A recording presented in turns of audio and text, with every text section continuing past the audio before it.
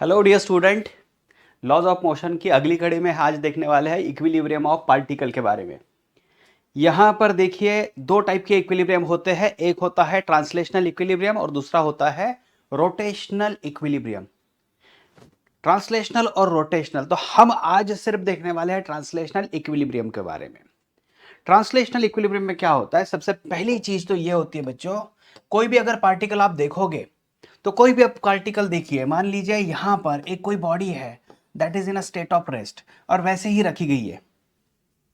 अभी यहां अगर बात करें तो सरफेस इस पर नॉर्मल फोर्स डाल रहा है और इसका जो वेट होगा that is in a downward direction and you are observing that the body is in the state of rest.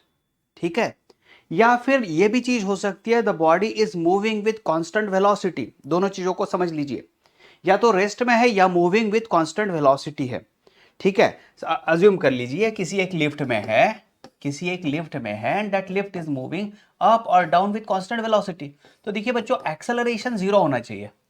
सबसे इंपॉर्टेंट चीज जो है इसमें एक्सेलरेशन जीरो होना चाहिए। तो इक्विलिब्रियम वाला क्वेश्चन अगर आता है तो आपको सिर्फ यही सजेस्ट करना है कि net force on the particle, net force on the particle is zero, net force on the particle is zero. तो यहां पर ये दोनों फोर्सेस, मुझे अगर बात करें एक्सेलरेशन जीरो है तो n must be equal to mg। जैसे ये एक एग्जांपल मैंने लिया, यहां पर इस पर अगर बात करें तो देखिए यहां जो प्लेटफॉर्म है, platform is offering normal reaction और फील्ड जो है, फील्ड इसको नीचे खींच रही है और फील्ड की वजह से इस पर वेट आया है। तो ये दोनों अगर बात करें तो एक्सटर्नल फोर्सेस है, इस बॉडी पर काम कर रहे हैं, राइट। फील्ड फोर्स जो कि ग्रेविटी अप्लाई कर रही है, नॉर्मल फोर्स जो कि कांटेक्ट फोर्स है जो कि प्लेटफॉर्म ऑफर कर रहा है ना। तो दोनों एक्सटर्नल फोर्सेस जो है इनका वेक्टर एडिशन अगर बात करें तो हो गया है जीरो। तो शुरुआती समय में इसमें बहुत ही क्लियरली समझ लीजिए, सिचुएशन कैसा भी दिया हो, आपको एक चीज ध्यान में रखना है, the systems acceleration must be zero. उस पार्टिकल की एक्सेलरेशन होनी चाहिए जीरो, तब जाके ये इक्विलिब्रियम वाली स्टेट जो है बनने वाली है। चलिए इसको निकाल देता हूं यहां से, और यहां पर समझ लीजिए net external force acting on the particle is zero. और दूसरा होता है लेमिस थ्योरम। तो मैं मोस्टली पहले वाले पार्ट पर काम ज्यादा करूंगा फिलहाल तो, क्योंकि देखा जाता है कई बार जो मेडिकल एंट्रेंस के लिए प्रिपेयर करने वाले बच्चे हैं उनका साइन कॉस का कन्वर्शन, जबकि मतलब साइन और कॉस वाला टेबल तो बेसिक लेवल का ध्यान में आ जाता है, लेकिन sine 90 plus for example 37, sine 90 minus 53, ऐसे ऐसे सवाल जब आना शुरू हो जाते हैं तो बच्चों को डिफिकल्ट जाता है। तो मैं फिलहाल एज पर सिलेबस में यहाँ पर बता देता हूँ। ये कोई पार्टिकल है, इस पर मान लीजिए ये तीन कॉन्करेंट फोर्सेस एक्ट हो रहे हैं, एक ही पॉइंट पर ये तीन फोर्सेस काम कर रहे हैं। एक फोर्स है P मैग्नीट्यूड वाइज, दूसरा फोर्स है Q और तीसरा है R। तो देखिए लेमिस थ्योरम होता है, आपको क्या करना है बच्चों, देखिए अगर मैं फोर्स P के बारे में बात करूं तो फोर्स P और P के अपोजिट में एंगल आप देख लीजिए अल्फा, तो उसका कर दीजिए साइन अल्फा। ठीक है, इज इक्वल टू, अगर मैं क्यू बात करूं तो क्यू के अपोजिट में यहां पर देखूं तो बीटा है बच्चों, तो यह आ गया Q divided by sine of beta is equal to, last में देखिए आर, आर के अपोजिट में यहां पर कौन है, ग्यामा है, तो R divided by sine of gamma. आप चाहे वैसे सॉल्व कर सकते हैं, तो मैं यूजुअली जो है मेथड रिजोल्यूशन ऑफ वेक्टर वाली फॉलो करके आपको कुछ क्वेश्चन सॉल्व करा के देता हूं, ताकि ये यहां पर आपको आइडिया मिल जाए। यहां एक बच्चों सिस्टम दिया गया है, इस सिस्टम में ये जो ब्लॉक है इसका डायरेक्टली फोर्स दिया गया है 300 न्यूटन और हमें इस पॉइंट पर काम करना है। ये सिस्टम पूरी तरीके से इक्विलिब्रियम में है and what we need to find out is the tension. तो ए बी और सी इन तीनों स्ट्रिंग का टेंशन हमें फाइंड आउट करना है। तो सबसे पहले जो चीज पता है उस पर काम करते हैं। देखिए अगर ये ब्लॉक है, इस ब्लॉक का जो वेट होगा वो वेट होगा 300 न्यूटन और ये जो स्ट्रिंग अटैच्ड है तो अवे फ्रॉम द बॉडी यहां पर आ जाएगा बच्चों टीसी। तो इससे मुझे एक चीज तो समझ में आ रही है कि TC must be equal to 300 newton, right. अभी मैं इस पॉइंट पर जाता हूं और इस पॉइंट पर कौन कौन से फोर्सेस है उस पर काम करना शुरू कर देता हूं। तो देखिए ये जो टीसी है इसका रिएक्शन पेयर यहां पर आने वाला है ना, तो इसको मैं यहां पर लाके रख देता हूं। फिलहाल ऐसे बड़ा दिखाता हूं मैग्नीट्यूड में दिखाने के लिए, इसको मैं बोल देता हूं टीसी, जिसकी वैल्यू अभी अभी मुझे मिल गई है 300 न्यूटन। फिर देखिए इस पॉइंट को, टेंशन देखिए, इस पॉइंट को एक मास की तरह ट्रीट कीजिए फिलहाल, और ये जो टेंशन है away from the body along the string, ये आ गया बच्चों यहां पर, ये इसको दिखाया है, यस। चलिए, ये है टेंशन एट बी, और फिर यहां देख लीजिए बच्चों, ये टेंशन अलोंग द स्ट्रिंग, है ना, अलोंग द स्ट्रिंग, तो ये आ गया बच्चों टी ए, यहां तक आ गया। अभी मैं क्या करूंगा, इस पे कुछ एक एडजस्टमेंट इस तरीके से करूंगा ताकि मुझे एंगल्स वेरीफाई करते आए, है ना। तो ये 37 डिग्री है, तो ऑब्वियसली ये भी 37 डिग्री होगा, तो यह आ गया 37 डिग्री। अगर टीबी को मैं रिजॉल्व कर देता हूं तो टीबी का एक कंपोनेंट, टीबी का एक कंपोनेंट बच्चों ये कितना, टीबी कॉस 37 काम करने वाला है, और टीबी का दूसरा कंपोनेंट जो कि इस साइड में होगा, ये आ जाएगा बच्चों टीबी साइन 37, है ना। तो अभी मेरे सामने पूरा पिक्चर क्लियर हो चुका है। जो टीबी है उसको मैंने रिजॉल्व कर दिया दो पार्ट्स में। अच्छा, दो पार्ट्स में रिजॉल्व करने के बाद क्या चीज समझ में आ रही है, वो चीज ये समझ में आ रही है कि बहुत ही बढ़िया तरीके से अगर ढंग से बात करें तो देखिए बच्चों क्या हो रहा है, इस पार्टिकल पर काम करें तो टी ए इसको इस तरफ खींच रहा है और पार्टिकल कहीं नहीं जा रहा है, इसका मतलब इसके अपोजिट में इसको कैंसिल करने वाला फोर्स टीबी कॉस 37 होना ही चाहिए, है ना। तो ये फोर्स इसको बैलेंस कर रहा है कहीं ना कहीं। फिर देखिए टीसी जो है वो नीचे की डायरेक्शन में है, तो टीसी नीचे की डायरेक्शन में है, टीसी को कौन बैलेंस कर रहा है, तो बच्चों बैलेंस कर रहा है यहां पर टीबी साइन 37, है ना। अच्छा, किसी बच्चे को अगर साइन 37 कॉस 37 वाला इशू पता नहीं है तो मैं यहां पर वापस से एक ट्रायंगुलर डायग्राम दे देता हूं, ये काफी बेसिक लेवल का कॉन्सेप्ट होता है लेकिन समझ लो वापस से। तो यहां अगर 37 डिग्री है तो कंपलसरी आगे वाला यहां का एंगल बच्चों हो जाएगा 53 डिग्री, और ये है 90 डिग्री, ठीक है। 37 डिग्री के अपोजिट वाला 3 है, 53 के अपोजिट वाला 4 है, तो ये हाइपोटेनियस 5 आने वाला है। तो इसको आप मद्देनजर रखते हुए इसका काम करो। देखिए मुझे ऑलरेडी टीसी पता है 300, है ना, और टीसी जैसे पता है तो टीबी देखिए क्या होगा, जब टीबी और साइन 37, तो आप बता सकते हो sine 37 opposite divided by hypotenuse 3 divided by 5, है ना बच्चों। तो ये बच्चों देखो टीबी इज इक्वल टू कितना आ गया, तो ये तो ऑलरेडी यहां पर 3 और इसको डिवीजन कर दिया तो 100 multiply by 5 that is equal to 500 newton, ये आंसर मिल चुका है। अभी रहा सवाल किससे रिलेटेड, इससे रिलेटेड। चलो इस पर काम कर देते हैं। इस पर जब काम करेंगे तो ऐसा पता चलेगा कि T A is equal to, already मुझे टीबी अभी पता चल चुका है कि 500 है मल्टीप्लाई बाय कॉस 37 बच्चों कितना आ रहा है, कॉस 37 अगर बात करें तो एडजेसेंट डिवाइड बाय हाइपोटेनियस, तो 4/5 आ गया, तो ये 100 multiply by 4 that is equal to 400 newton, तो ये आ गया बच्चों यहां पर टी ए। समझ में आ रहा है। तो इस तरीके से ये सिचुएशन को इक्विलिब्रियम के हिसाब से सॉल्व करते आ सकता है ना, सॉल्व करते आ सकता है। क्लियर हो रहा है बच्चों, इसमें सभी को क्लियर हो रहा है, ये मेथड क्लियर हो रही है। चलो आगे का क्वेश्चन थोड़ा ट्राई करते हैं। और यहां 3 स्ट्रिंग दी है और सिस्टम इक्विलिब्रियम में है और मुझे टेंशन फाइंड आउट करना है, ठीक है। तो क्या करते, देखो इस पे पहले काम करते हैं जो ऑलरेडी चीज पता है। तो यहाँ का टेंशन मान लीजिए इसको हम लोग ए बी सी दे देते वापस से, ए बी और ये जो स्ट्रिंग है इसको सी दे देते हैं, तो ये टेंशन एट सी हो गया। और यहाँ बच्चों देखिए 40 जी, मतलब मैं फिलहाल के लिए जी को 10 कंसिडर करके चलता हूँ तो ये 400 न्यूटन आ जाएगा। तो सीधे सीधे पता चल रहा है T C is equal to 400 newton, ये तो मिल चुका है। फिर चलो इस पॉइंट पर आते हैं। तो इस पॉइंट पर जब आते हैं तो इस पर हम लोग वेक्टर डायग्राम ड्रॉ कर देते हैं। तो वेक्टर डायग्राम किस तरीके से, देख लो, ये जो टेंशन होगा ये टेंशन बी होगा, है ना, ये टेंशन बी होगा, और यहां पर देख लीजिए टेंशन ए होगा, तो ये टेंशन ए हो गया बच्चों यहां पर, है ना। इसके बीच में और देखिए यहां पर ये टेंशन सी होगा अलोंग द स्ट्रिंग, तो ये टेंशन सी में डाल देता हूं यहां पर, टेंशन सी। फिर वापस से वही एक्स वाई वाला किस्सा ला लेते हैं। चलिए अभी एंगल देख लेते हैं बच्चों, ये 37 डिग्री है, ये 37 डिग्री है और यहां पर 53 डिग्री है। तो देखिए क्या होता है, टी ए को रिजॉल्व कर देते हैं, तो TA को जब रिजॉल्व कर देते हैं तो यह आ जाएगा TA cos 37 और ये ऊपर आ जाएगा TA sin 37।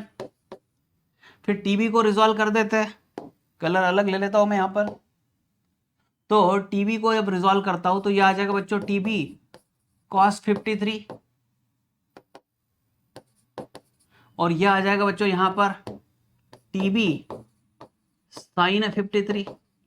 अब ये सिचुएशन इक्विलिब्रियम वाली दिख रही है, तो मैं क्या कर दूंगा, summation of all forces along x axis is equal to 0 and summation of all forces along y axis is equal to 0, क्योंकि नेट फोर्स इस पर 0 हो जाता है। तो अभी क्या करना है, जितना वर्टिकल वाले फोर्सेस उनको देखते हैं। तो वर्टिकल में देखिए बच्चों क्या हो गया, TA sin 37 आ रहा है प्लस TB sin 53 आ रहा है इज इक्वल टू, इसको बैलेंस करने वाला TC है और TC की वैल्यू तो हमें पता है 400, TC की वैल्यू हमें पता है 400।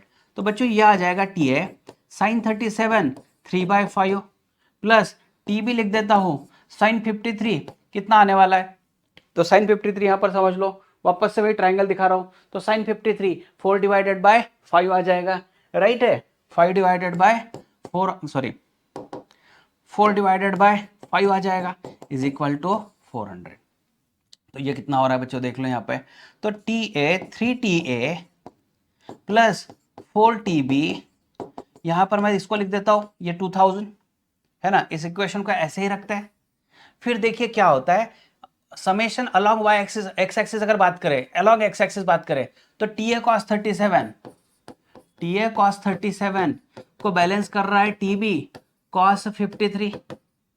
तो देखिए TA cos 37 कितना, तो बच्चों यहां पर देख लीजिए आप cos 37 कितना, तो 4/5 आने वाला है इज इक्वल टू TB, देखिए TB cos 53 कितना लेते हैं, सॉरी cos 53 कितना लेते हैं, तो cos 53 3/5 आ जाएगा। तो ये चीज यहां पर कैंसिल हो गई, तो TA और TB में रिलेशन मिल गया मुझे। तो देखिए TA और TB में रिलेशन क्या मिला है, तो मुझे अगर TA चाहिए तो TA is equal to 3/4 TB मैं लिख सकता हूं। अगर ये मेरा इक्वेशन 1 है तो देखिए 1 कैन बी इंप्लाइज एज, और इसको मैं 2 लिख देता हूं।